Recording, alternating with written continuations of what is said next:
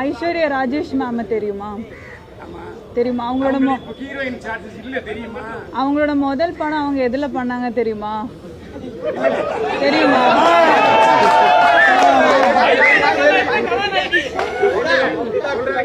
அவங்க வந்து காக்க முட்டையில இல்ல அவங்க வந்து இல்ல பட் அவங்களுக்கு ஒரு பேர் வந்துருச்சுல அண்ணே. நான் இல்ல ஒரு நிமிஷம் அண்ணே, நான் பேசவா நீங்க பேசுங்க ஃபர்ஸ்ட்?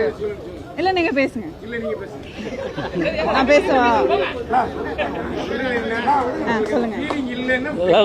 இல்லண்ணே, என்னன்னா இது வந்து இங்க இருக்கிற நீங்க வச்ச ஒரு ஸ்டீரியோ டைப் தான் எனக்கு தெரியுது.